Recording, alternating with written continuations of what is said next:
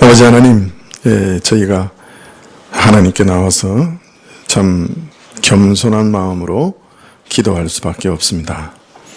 저희가 할 수 없는 모든 것들을 전능하신 하나님께 부탁하오니 하나님께서 저희를 붙들어 주시고 저희 기도에 응답하여 주시옵소서. 참 저희가 할 수 없는 것들 중에 가장 불가능한 것 중에 하나는 저희 마음을 바꾸는 일입니다. 참 평소에는 여러 가지 우리 마음에 즐거워하는 대로 기뻐하는 대로 행하다가 하나님의 말씀 때문에 그 말씀을 지키려고 우리 마음을 움직여 보려고 하면 얼마나 우리 마음이 요지부동인지요. 참 저희 생각과 감정이 또 저희 의지가 참 무능해서 하나님의 말씀을 따라 하나님을 사랑하고 이웃을 내 몸처럼 사랑하는 일에 있어서 저희가 참으로 능력이 없음을 발견합니다. 하나님께 간구하오니 저희에게 성령의 선한 소망, 참 저희의 모든 탐심과 악한 마음보다 더 강렬한 주의 선하신 소망을 우리에게 불어넣어 주셔서 참으로 우리가 주의 말씀을 따라 순종할 수 있도록 도와주시옵소서. 또 이처럼 저희 마음도 움직이기 어렵지만 저희 사랑하는 가족들, 우리 자녀들, 우리 친척들의 마음을 움직이는 것도 참 어렵습니다. 오랫동안 기도하여도 응답되지 않을 경우도 참 많습니다. 그러나 우리가 할 수 없는 모든 것을 주님께 기도하라 하셨사오니 이 시간에도 기도합니다. 저희 가족들 중에 아직도 예수님을 모르는 자가 있습니까? 주님께서 가르쳐 주시옵소서. 저희 자녀들이 아직 왜 예수님을 사랑해야 되는지 알지 못하고 있습니까? 주님께서 가르쳐 주시기를 원합니다. 저희 사랑하는 친지들, 친척들 가운데 또 친구들 가운데 주를 알지 못하는 자들이 있습니까? 주께서 인도해 주시기를 원합니다. 주님, 이번에 저희가 또 믿지 않는 우리 사랑하는 자들을 초대해서 하나님 앞에 나와 말씀을 듣고 믿을 수 있는 기회를 주고자 하는데 주님께서 도와주십시오. 저들의 마음이 움직여지는 것도 하나님의 크신 능력인 줄 믿습니다. 하나님께서 미리 예비하시고 인도하여 주시옵소서. 주님, 이 나라의 위정자들의 마음을 움직이시고 저들에게 지혜를 주시는 분도 하나님이십니다. 하나님, 참 이 땅 위에 동성애나 하나님을 반역하는 특별한 죄악들, 무서운 죄악들이 만연하여 하나님께서 이 땅에서 우리를 내치실까봐 몹시 두렵사오니 하나님, 이런 일들을 조장하고 법적으로 보장하는 일들이 이 땅에서 일어나지 않도록 우리 위정자들의 마음을 움직여 주시옵소서. 특별히 참으로 최종적으로 모든 일들을 판단하는 법관들 위해 주님 지혜를 주시고 참으로 우둔하게 판단하여 나라를 멸망의 길로 인도하지 않도록 도와주시옵소서. 국회의원들에게 법을 만들 때 조심하게 하시고 믿는 신자들이 정말로 자신의 양심을 가지고 하나님 앞에서 투표할 수 있도록 역사하여 주시옵소서. 행정부에 있는 자들도 주님, 참으로 하나님을 두려워할 줄 알게 하시고 하나님의 법이 이 땅 안에 통치의 법으로 세워지는데 힘쓸 수 있도록 도와주시옵소서. 아버지 하나님, 참으로 북한의 위정자의 마음도 참 우리가 움직일 수 없습니다. 세상에 그 누구도 움직일 수 없습니다. 그러나 하나님은 움직이실 수 있사오니 하나님께 엎드려 기도합니다. 하나님께서 저들의 마음을 움직여 주시옵소서. 저들에게 두려움을 주시옵소서. 저들이 자고하고 교만하여 파멸을 초래하지 않도록, 이 민족의 파멸을 초래하지 않도록 역사하여 주시옵소서. 주님, 우리 안에 전쟁에 참화해서 건져주시고 저희에게 종교의 자유를 지켜주시고 저희 삶을 평안 가운데 지켜주시옵소서. 우리가 할 수 없는 일을 주님께 겸손히 부탁하오니 주께서 이루어 주시옵소서. 우리 죄악은 을 볼 때 우리는 하나님의 신턴받아 마땅한 자들이오나 하나님 그리스도의 은혜를 보시고 참으시옵소서. 그리스도의 은혜를 보시고 우리를 용서하여 주시옵소서. 우리를 지켜 주시옵소서. 오늘도 우리 가족을 또 우리의 산업을 지켜주시기를 원하고 우리 자신이 주님의 것인 것을 인정하며 주께 헌물 드렸사옵니다. 우리가 주의 것인 것을 인치시고 받아 주시옵소서. 찬송을 받으시고 또 말씀을 들을 때 하나님의 음성을 듣게 하시고 확신을 주옵소서. 모든 것 주께 의탁하옵고 예수님의 이름으로 기도합나이다. 아멘. 네, 디모데후서 1장 10절입니다.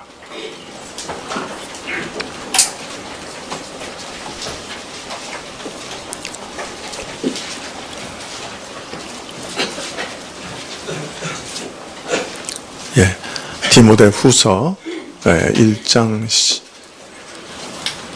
10절, 디모데후서 1장 10절, 신약 343쪽입니다. 디모데후서 1장 10절, 찾으신 줄 알고 봉독해 드리겠습니다. 이제는 우리 구주 그리스도 예수의 나타나심으로 말미암아 나타났으니 저는 사망을 패하시고 복음으로써 생명과 썩지 아니할 것을 드러내신지라. 아멘.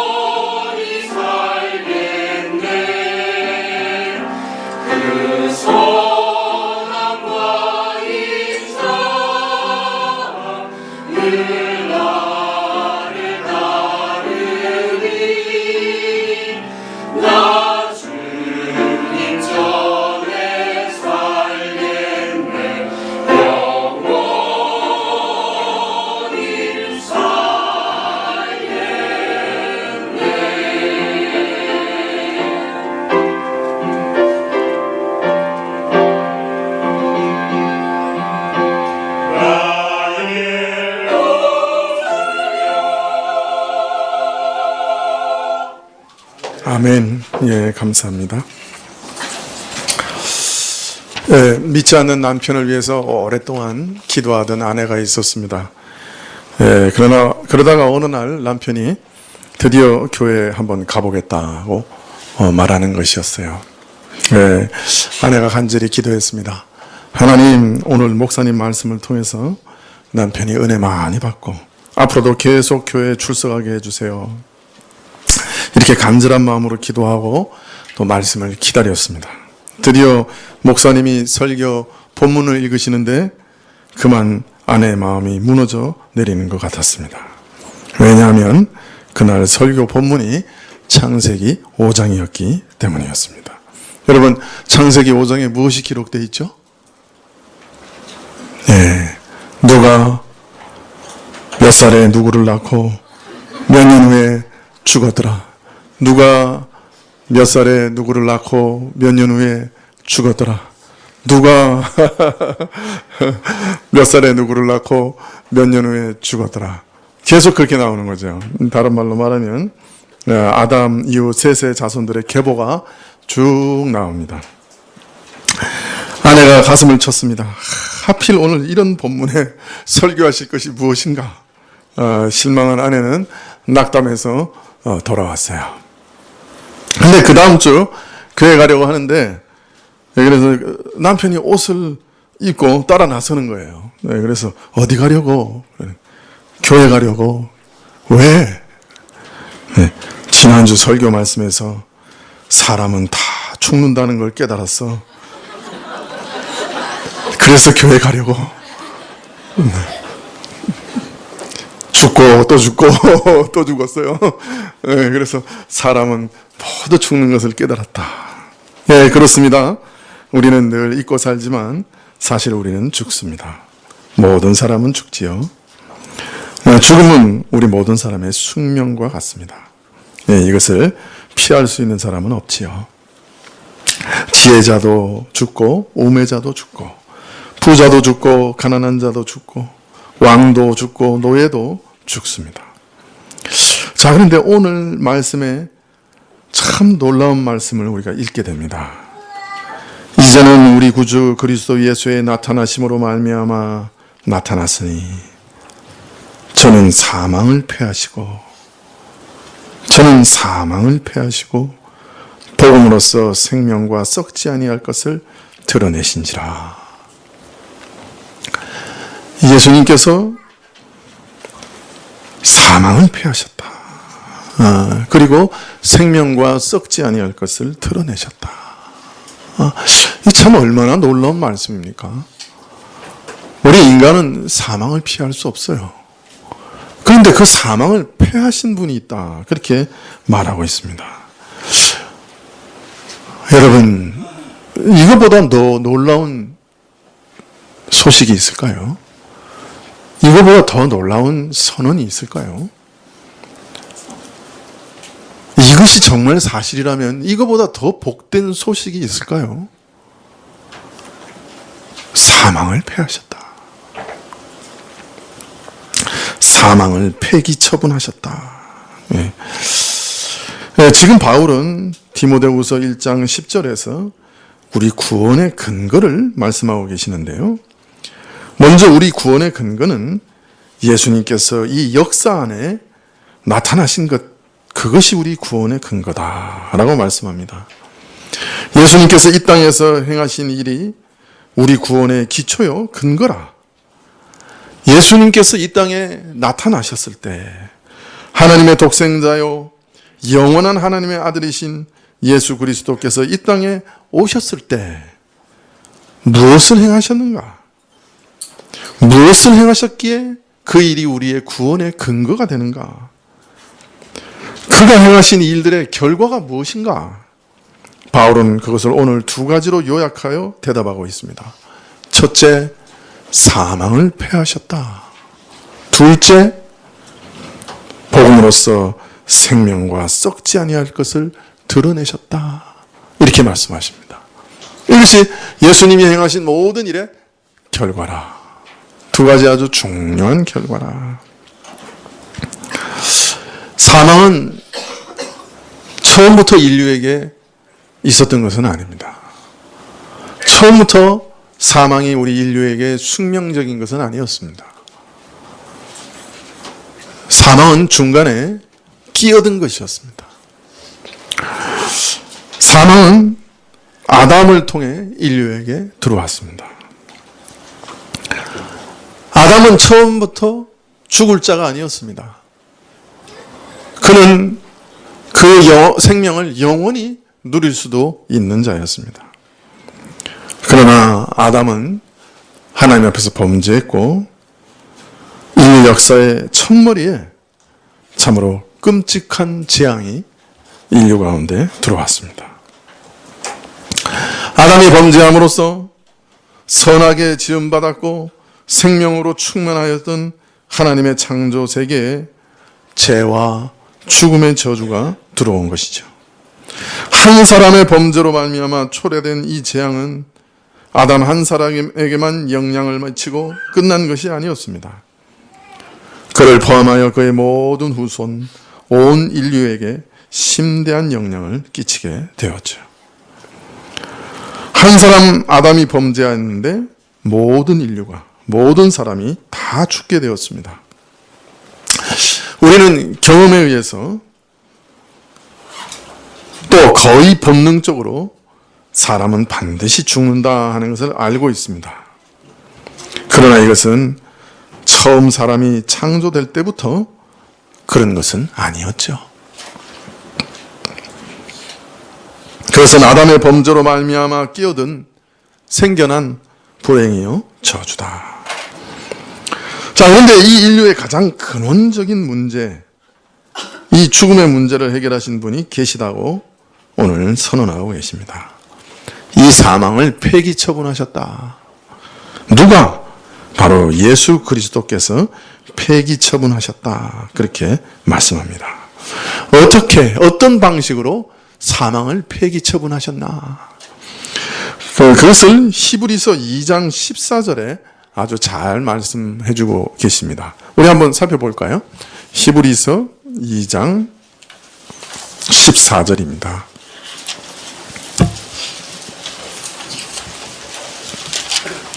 네, 신약 354쪽인데요.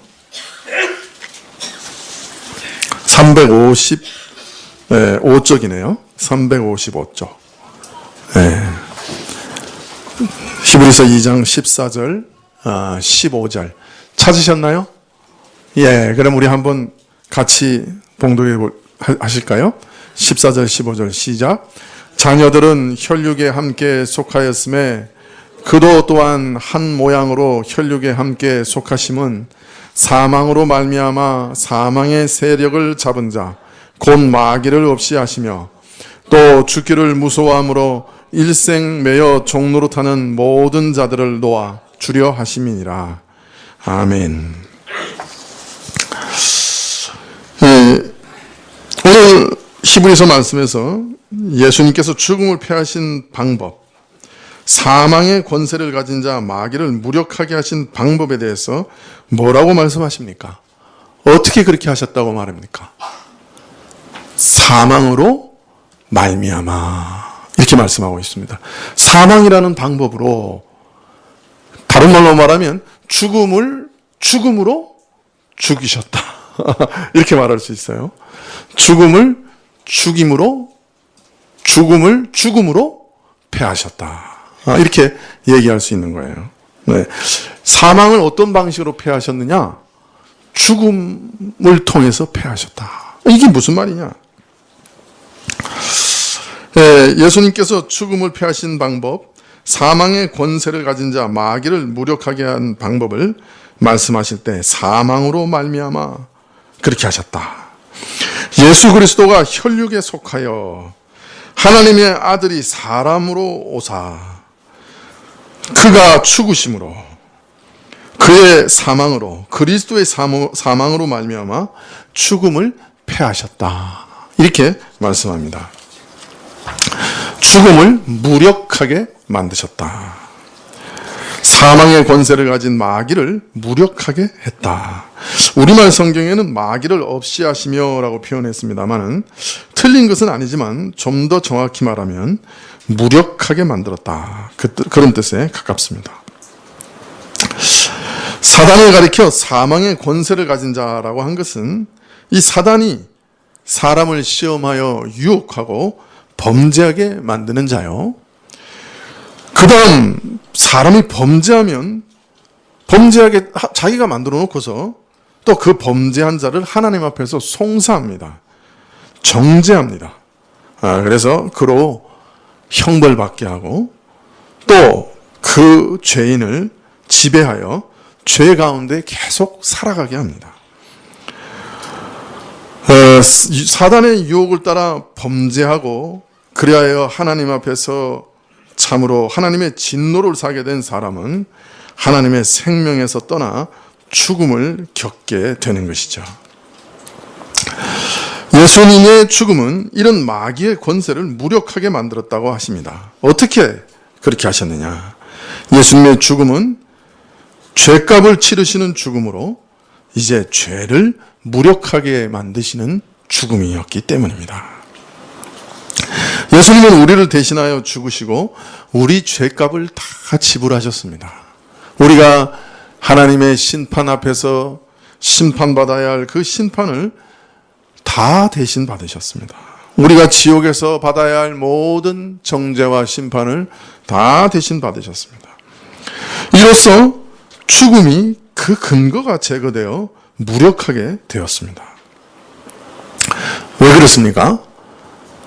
사망은 죄의 싹이기 때문입니다. 그죠? 죄의 싹이 사망이기 때문입니다. 사망이나 죽음이나 다 죄의 값입니다. 죄의 결과로 오는 것이기 때문에 죄가 없으면 사망도 있을 수 없고 심판도 없습니다. 죄가 사라지면 사망의 근거가, 심판의 근거가 다 사라지고 없습니다.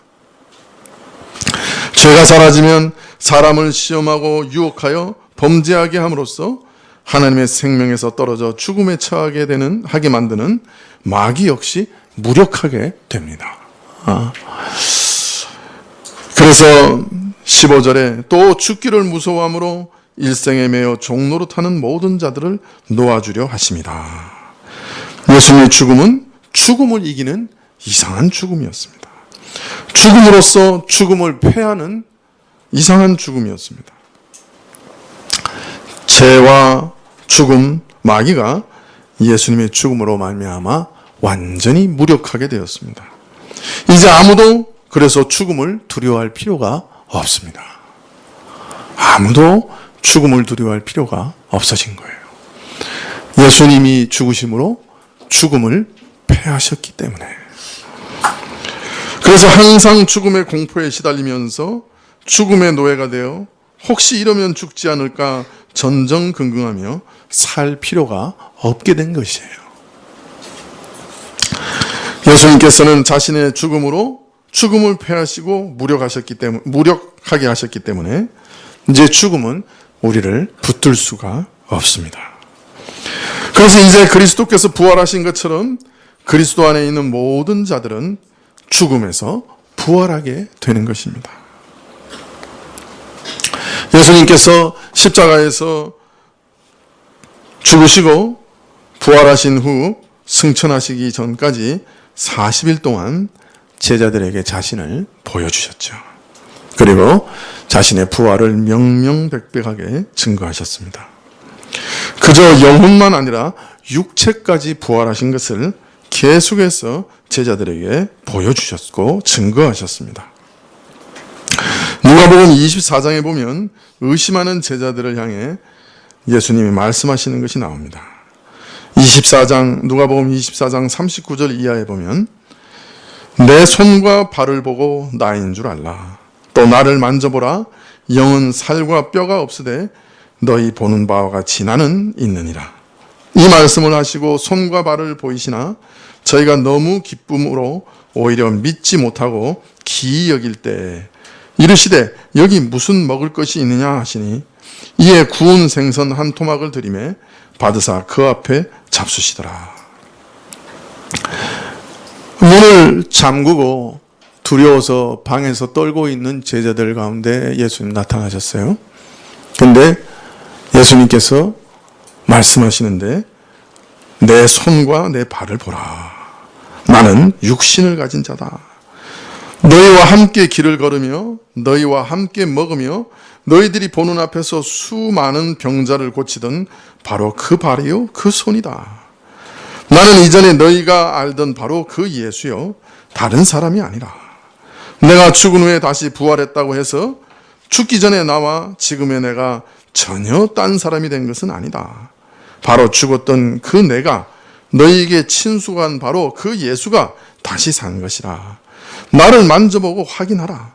나는 분명히 살과 뼈를 가지고 있어 결코 몸이 없고 영만이 있는 존재가 아니라 내가 죽었다가 다시 부활한 것은 몸은 없고 영혼만 있는 존재로 부활한 것이 아니라 살과 뼈가 있는 몸으로 육체로 부활한 것이라. 비록 영광스러운 부활체요 신령한 몸으로 변화되기는 하였으나 그래서 문이 닫혀 있어도 너희 안에 들어올 수 있는 그런 존재이나 너희가 친숙하게 알던 바로 그 몸이요 너희와 함께 걷던 그 발이요 너희 발을 친히 씻기던 그 손이요 십자가에 못 박힌 그 손과 발이라. 이렇게 말씀하셨던 거죠. 그리고 이 말씀과 함께 그의 손과 발을 보여주셨습니다.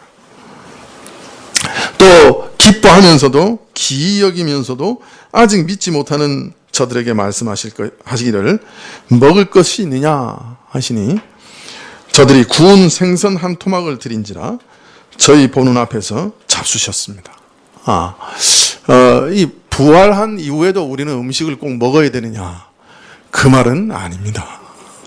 그러나 몸이 없는 영만으로 부활하신 것이 아닌 것을 저들에게 분명하게 보여주시기 위해서 음식을 드셨던 것이죠. 그러니 저들 앞에서 음식을 취하여 드심으로 예수님께서는 몸으로 부활하신 것을 제자들로 확인하게 하셨던 것입니다. 이처럼 예수님께서는 40일 동안 10여 회 나타나셔서 자신의 부활을 확실하게 증거하셨고 한 번에 500여 형제에게 나타나시기도 했다. 그렇게 고린도서에는 말씀하고 있지요. 자, 그런데 이처럼 예수님께서 40일 동안 자신의 부활을 증거하신 것이 우리 신자들과는 무슨 상관이 있습니까? 우리 신자들에게는 어떤 의의가 있는 것입니까? 그것을 고린도전서 15장 20절 이하에 말씀하고 있습니다. 한번 이것은 중요하니까 한번 찾아볼까요? 고린도전서 15장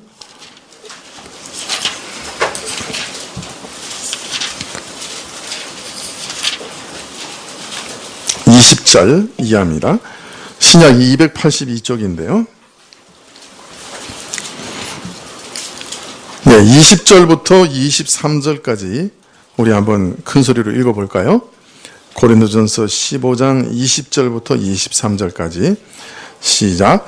그러나 이제 그리스도께서 죽은 자 가운데서 다시 살아 잠자는 자들의 첫 열매가 되셨도다. 사망이 사람으로 말미암았으니 죽은 자의 부활도 사람으로 말미암는도다. 아담 안에서 모든 사람이 죽은 것 같이 그리스도 안에서 모든 사람이 삶을 얻으리라. 그러나 각각 자기 차례대로 되리니 먼저는 첫 열매인 그리스도요 다음에는 그리스도 강림하실 때 그에게 붙은 자요. 이 15장을 좀 펼쳐놔 보여주시면 좋겠습니다. 20절에 그러나 이제 그리스도께서 죽은 자 가운데서 다시 살아 잠자는 자들의 첫 열매가 되셨도다. 이 말씀이 바로 그리스도의 부활과 우리 자신의 부활이 어떤 관계가 있고 의미가 있느냐 하는 걸 말씀하시는 것이죠. 예수님께서 부활하신 것은 단순히 한 개인이 죽었다가 다시 부활하는 것으로 그치는 것이 아니라는 말입니다. 그를 믿는 모든 신자들에게 미치는 특별한 의미가 있다는 것입니다. 여러분, 여기서 첫 열매라는 말은 무슨 의미입니까? 사과를 키웠는데 사과에서 빨간 첫 열매를 얻었어요. 그러면 그 다음에 예측할 수 있는 건 뭡니까? 그 다음에 달려있는 파란 사과들도 곧 어떻게 될 거예요? 빨갛게 익어서 추수할 수 있게 될 것이다 하는 것을 예상할 수 있는 거죠. 예, 바로 이런 의미입니다. 예수님께서 첫 열매가 되셨다고 하는 말은 예수님만 부활하시는 것이 아니란 말입니다. 누구도 부활하는 거예요? 예수님을 믿는 모든 신자들도 부활할 것이다. 예수님과 똑같이 변화될 것이다.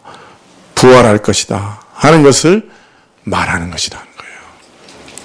그래서 여기 참 성경 말씀에 첫 열매다라는 말이 얼마나 놀라운 말씀인지 몰라요. 예수님은 첫 열매, 부활의 첫 열매. 혼자만 부활하시는 마지막 열매가 아니라 그 안에 있는 모든 사람들이 함께 부활하게 될, 그것을 첫 번째로 알려주고 보여주는 첫 열매라는 거예요. 그리스도의 부활은 그 다음에 이어지는 신자들의 부활을 확증하는 증거입니다. 그리스도의 부활로 그 안에 이미 잠든 자들, 죽어 묻힌 자들, 또 지금 믿고 있는 신자들이 앞으로 그 육신까지 부활할 것을 보여주는 근거와 보장입니다. 그리스도의 부활은 죽은 자가 다시 산다고 하는 사실의 확실한 역사적 증거와 실예가 되며 모든 사람들에게 죽음에서 다시 깨어나는 것이 가능하다는 확실한 증거입니다. 그러므로 십자가의 죽음을 통해 우리 죄를 정복하사 죽음의 원인을 제거하셨으며 또 자신의 부활을 통하여 이 사실을 죽음이 정복되고 제거되었음을 온 천하에 알리시고 있는 것이죠. 그리스도께서는 자신의 죽음과 부활을 통해 죽음에서 영생으로, 죽음으로 새 생명으로 들어가는 길을 활짝 열어놓으신 것입니다. 그를 믿는 자들은 자신과 그리스도와 동일한 부활을 얻게 될 것을 이 일로 인해 보여주시고 또 그 부활의 근거를 마련하셨던 것이죠. 예수님의 부활은 모든 믿는 자들도 동일한 부활의 생명을 누리게 된다고 하는 근거와 토대와 시작과 보증이 된다 하는 말씀입니다. 잠자는 자의 첫 열매로 부활하셨다. 이러한 사실을 21절과 22절에서는 다음과 같이 말씀합니다. 사망이 사람으로 말미암았으니 죽은 자의 부활도 사람으로 말미암는도다. 아담 안에서 모든 사람이 죽은 것 같이 그리스도 안에서 모든 사람이 삶을 얻으리라. 죽음이 사람으로 말미암았듯이 온 인류를 대표하는 아담 한 사람의 범죄와 죽음이 모든 인류에게 미쳤듯이 이제 그리스도 한 사람의 부활이 그를 믿는 모든 사람에게 미치게 된다.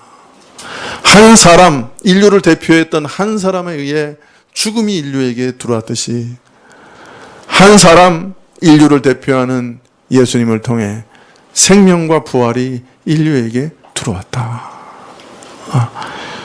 죽음이 사람으로 인해 들어왔던 것처럼 부활과 생명도 사람으로 인해 들어왔다. 인류를 대표하는 사람으로 인해 들어왔다. 그렇게 말씀하고 있습니다. 이것을 대표의 원리라 그렇게 말씀하지요. 아담 안에서 아담의 범죄로 인해 모든 사람이 죽게 된 것처럼 예수 그리스도로 말미암아 그 안에 모든 믿는 자들이 살게 될 것입니다. 왜냐하면 아담과 예수님은 인류를 대표하는 두 대표자이기 때문이죠. 그래서 고린도전서 15장에는 예수님을 둘째 아담이다. 그리고 마지막 아담이다. 이렇게 얘기합니다. 인류를 대표할 수 있는 두 번째 아담이고 예수님이, 그리고 마지막 아담이에요. 더 이상 인류를 대표할 사람이 오지 않아요. 그래서 인류를 대표할 수 있는 사람은 두 사람인데, 첫째는 아담, 처음 지음받은 아담. 두 번째, 둘째 아담이요 마지막 아담이신 예수 그리스도. 그렇게 말씀하고 있는 것이죠. 자, 방금 말씀드린 대로 신자의 부활은 그리스도의 부활과 긴밀히 연결되어 있고 그리스도의 부활은 우리 부활의 근거와 보증이 되는데, 그러나 그리스도의 부활과 우리 부활은 여러 가지 면에 있어서 차이도 있다 하는 것을 말하고 있습니다. 특별히 순서적 차이가 있다 하는 것을 23절에 말합니다. 그러나 각각 자기 차례대로 되리니 먼저는 첫 열매인 그리스도요, 다음에는 그리스도 강림하실 때 그에게 붙은 자요. 이렇게 쭉 얘기합니다. 먼저 신자의 부활의 근거가 시작과 보증으로서 그리스도의 부활, 즉 첫 열매로서의 부활이 있은 다음 신자의 부활은 그의 재림시에, 예수님의 재림시에 있게 될 것이다. 그렇게 말씀합니다. 그가 강림하실 때 공중에 불려 올려져서 신자들은 다 새로운 몸을 입고 부활하는 몸을 입고 우리도 그 안에 있게 될 것입니다. 다시 썩지 않고 죽지 않는 영원한 몸을 입게 될 것입니다. 자, 그런데 많은 현대인들은 이 죽은 자의 부활, 죽은 사람이 다시 살아난다 하는 말씀을 믿지 못합니다. 사람이 죽으면 땅에 묻혀 썩어지고 흙으로 돌아가는데 지금 우리 이 몸은 해체되고 없어져 버리는데 어떻게 사람이 다시 부활할 수 있겠는가? 어떻게 그걸 믿을 수 있겠는가? 자, 그런데 이런 의심은 현대인들만 가진 게 아니었어요. 바울 당시에도 이런 의심을 가진 자들이 있었습니다. 그래서 고린도전서 15장 35절에 바울이 이렇게 얘기합니다. 35절에 보시면 누가 묻기를 죽은 자들이 어떻게 다시 살며 어떠한 몸으로 오느냐 하리니, 이렇게 말합니다.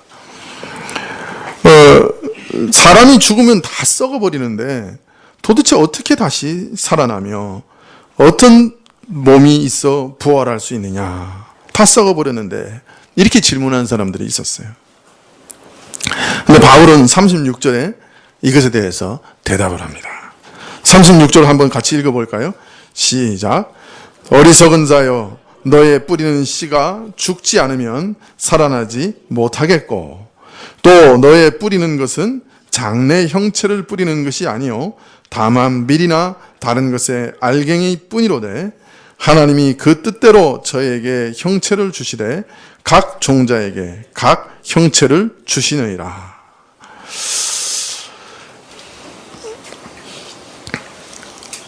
참 바울은 36절에 어리석은 자들이여 라고 한마디 말씀으로 이들의 질문을 일축합니다. 그리고 난 다음에 우리 신자가 부활할 때 입을 몸에 대해서 상세히 설명하고 있습니다. 바울 사도께서는 자연 현상과 비교하여서 저들의 생각의 어리석음을 지적합니다. 너희 뿌리는 씨가 죽지 않으면 살지 못하겠고, 어리석은 자들이여, 너희가 뿌린 씨는 죽지 않으면 다시 살아날 수 없다는 것을 너희가 잘 알지 않느냐? 씨를 뿌릴 경우 어떻습니까? 그 뿌린 씨가 죽어 썩어지고 사라지죠.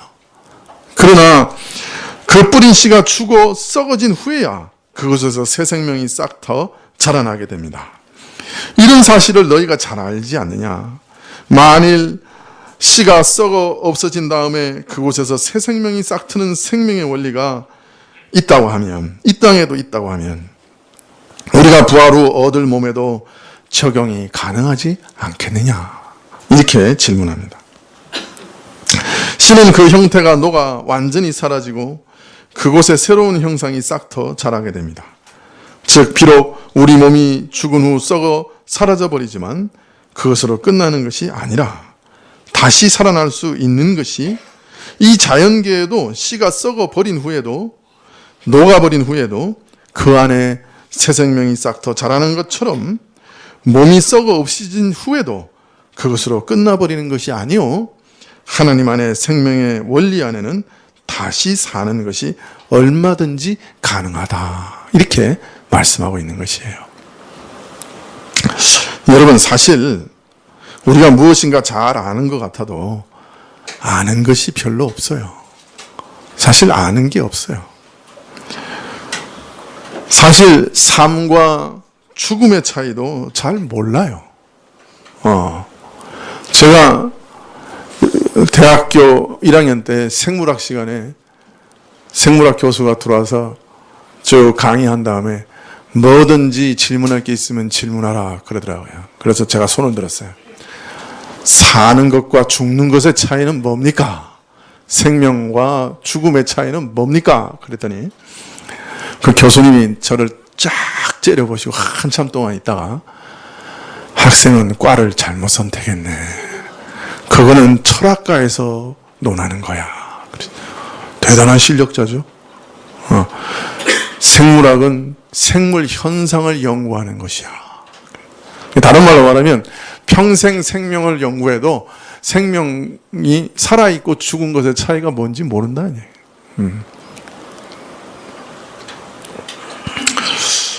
어느 날 그렇게 서로 말하고 같이 웃고 울고 다투고 하던 사람이 죽어 싸늘한 시체가 되는 것이 무엇인가?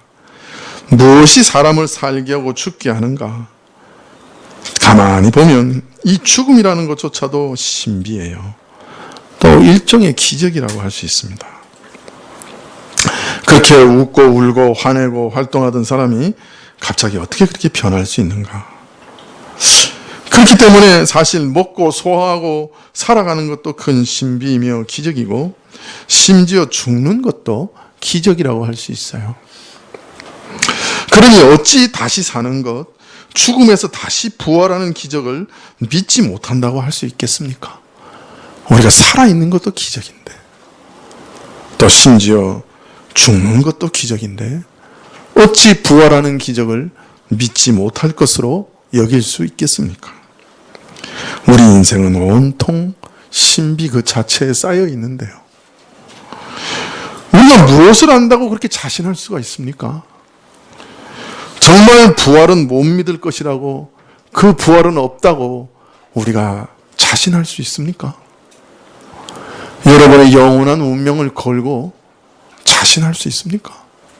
천국은 없다고, 지옥은 없다고 여러분 정말 자신할 수 있습니까?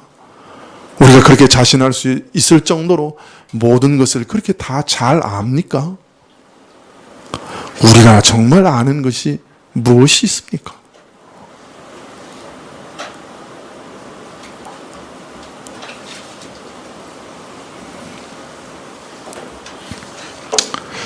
동시에 바울은 지금 입고 있는 몸은 썩어 없어지지만 이러한 생명의 원리에서 다시 우리에게 주어지는 몸은 이전과는 다른 새로운 몸이 주어질 것을 이 말씀에서 암시합니다. 37절에 또 너의 뿌리는 것은 장래의 형체를 뿌리는 것이 아니요 다만 밀이나 다른 것의 알갱이로 뿐이로되 하나님이 그 뜻대로 저에게 형체를 주시되 각 종자에게 그 형체를 주시느니라. 우리가 뿌리는 것은 밀이나 보리 그 자체는 아니고, 그죠? 알갱이죠. 그죠? 그 보리나 밀이 다 자라난 그죠? 그걸 뿌리는 게 아니잖아요. 조그만 씨를 뿌리는 거죠. 너희 뿌리는 것은 앞으로 나타날 그 몸을 뿌리거나 심는 것이 아니라고 말합니다. 말하자면 현재 우리 몸과 앞으로 있게 될 부활체는 다르다는 것이에요. 지금의 우리 몸이 씨와 같은 것이라고 하면 그 씨가 자라나서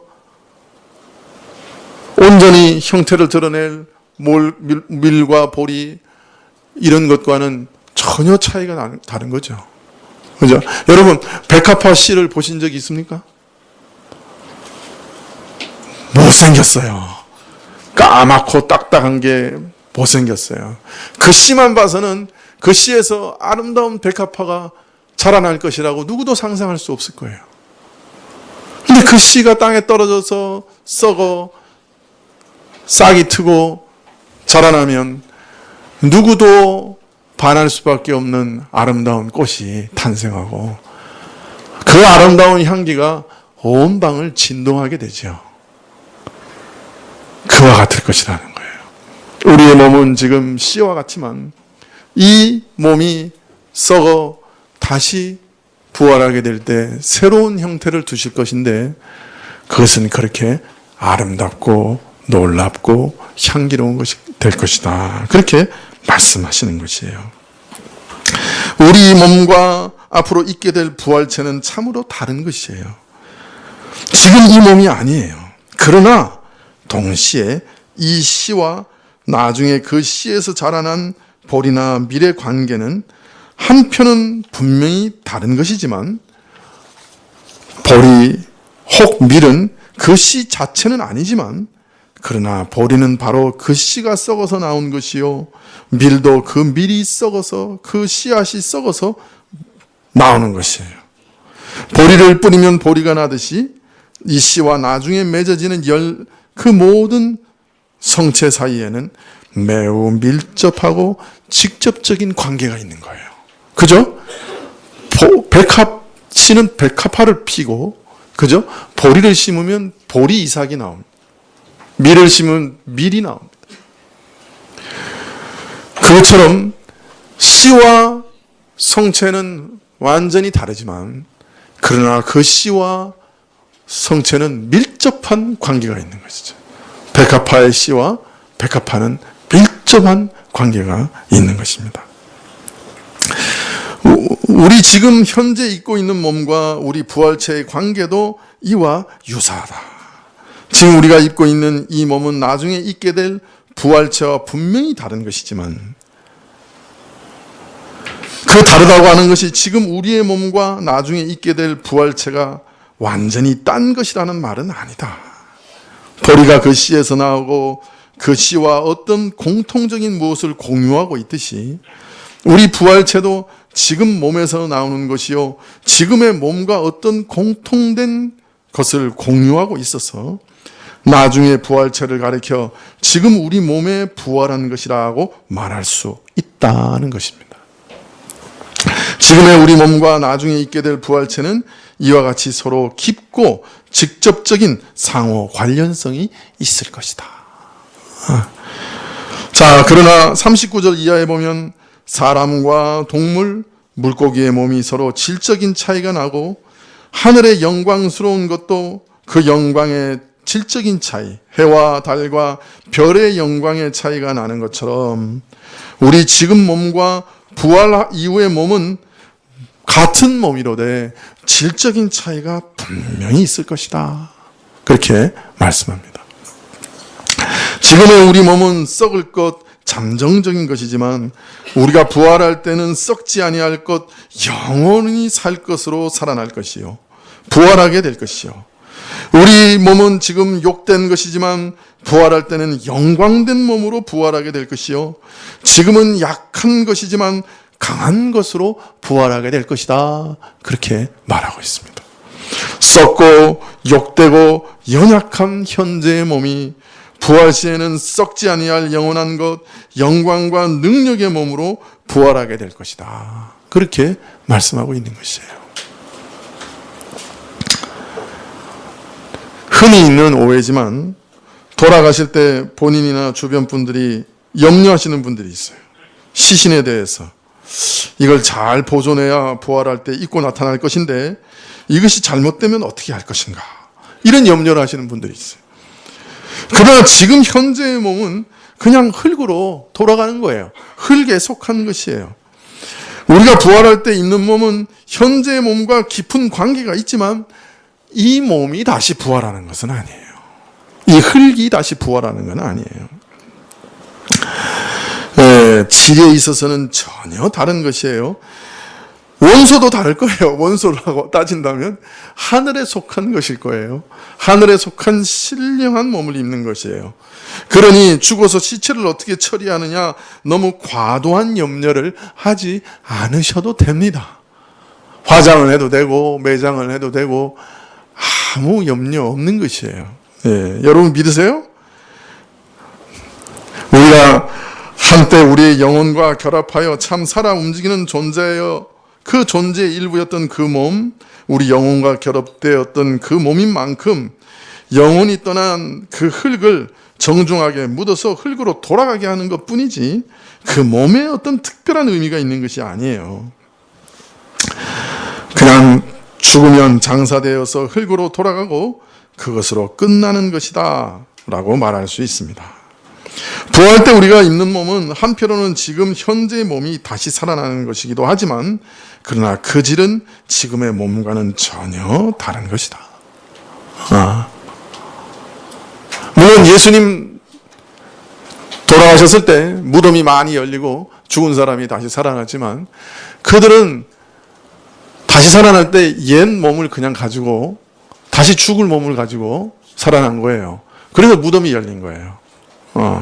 그러나 우리가 부활할 때는 무덤이 열리고 거기서 부활체가 일어나는 게 아니에요.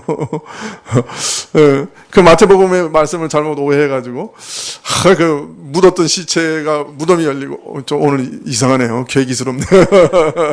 무덤이 열리고 거기서 막 시체가 부활하고 그런 거 아니에요. 그 마태복음의 부활과 우리 장차 부활할 부활체는 전혀 다른 것이에요. 하늘의 신령한 몸으로 부활하는 것이에요. 자, 그러면 왜 기독교인들은 그렇게 매장을 선호하느냐? 그것은요, 우리 몸이 부활할 것을 고백하는 신앙 고백의 한 형태예요. 그래서 영국 같은 데 가면 어디 공동묘지가 많아요? 교회 앞마당에 공동묘지가 쫙 있어요. 지난번에 미국의 어디 동부에 갔는데요. 독일 아주 오래된 교회에 갔었어요. 우리 한인이 그 교회를 샀어요. 그 아주 멋있는 교회를 사서 이제 방문했는데, 그 교회에 들어가는데 한 500m가 다 무덤이에요. 아주 오래된 그 비석들이 쫙 있는 그런 곳이에요. 왜 거기 교회 앞에다 묻습니까? 매일 지나다니면서 우리는 확인하는 거예요. 우리는 부활하게 될 거다. 그래서 심지어는 교회 밑에도 묻잖아요. 교회 기초 밑바닥에도 묻고, 그거는 신앙 고백이에요. 거기서 부활한다는 얘기가 아니에요. 몸을 잘 보존해야 부활한다 그 말도 아니에요. 매일 땅에 묻은 것은 우리의 몸이 다시 부활할 겁니다. 라고 하는 고백의 한 형태일 뿐인 거예요. 그래서 옛날 신자들은 그것을 쭉 지나가면서 마음속으로 나도 죽을 것이지만 또 나도 부활할 것이다. 그렇게 항상 되새기면서 지나갔던 것이죠. 오늘 그리스도의 죽음과 부활로 죽음을 패하셨다 하는 말씀의 의미가 무엇인지를 살펴봤습니다. 죽음이 우리를 더 이상 이제 붙들지 못합니다.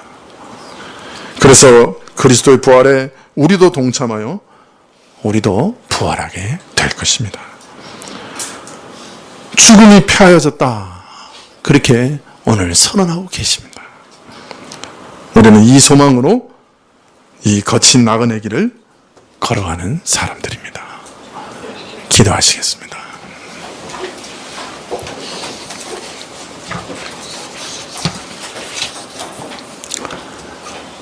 온 인류가 참으로 들어야 할 놀라운 기쁨의 소식,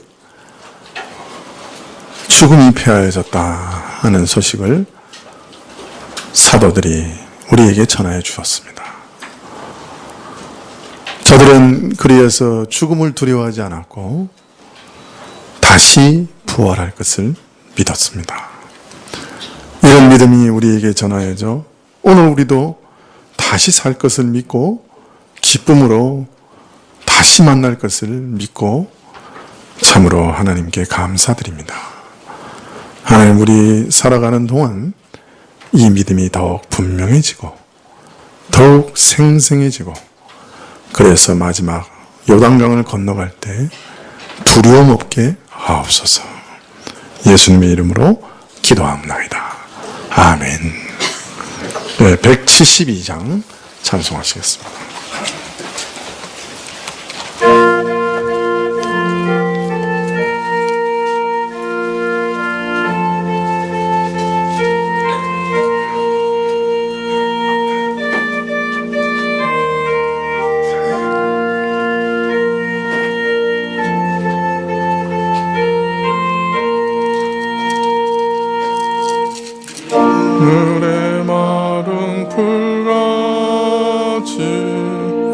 시들은 나의 영혼 주님의 허락한 성령 간절히 기다리네. 가물어 메마른 땅에 단비를 내리시듯 성령의 단비를 부어 새 생명 주옵소서. 반가운 빗소리 들려 산천이 춤을 추네. 봄비로 내리는 성령 내게도 주옵소서. 가물어 메마른 땅에 단비를 내리시듯 성령의 단비를 두어 새 생명 주옵소서. 절 따라 우러를 내려 조목이 무성하니 갈급한 내 심령 위에 성령을 부으소서.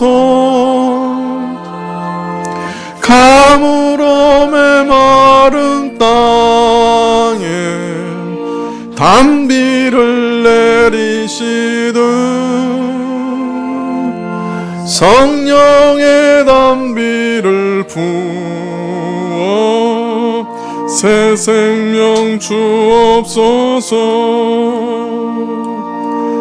참되신 사랑의 언약 어길 수 있사오랴.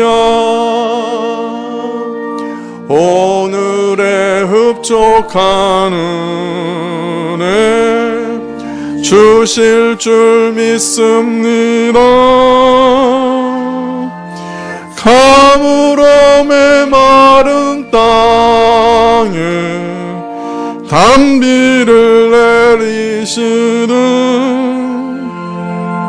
성령의 단비를 부어 새 생명 주옵소서.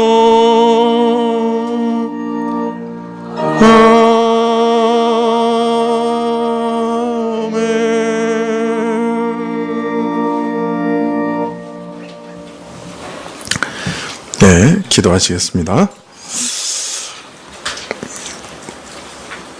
지금은 우리 주 예수 그리스도의 은혜와 하나님 아버지의 그 크신 사랑과 이 은혜와 사랑을 깨닫게 하시고 누리게 하시는 성령님의 교통하시고 역사하심이 주의 부활하심을 따라 우리도 부활할 것을 믿고 머리 숙인 주의 백성들 위해 지금부터 영원까지 함께 계실지어다.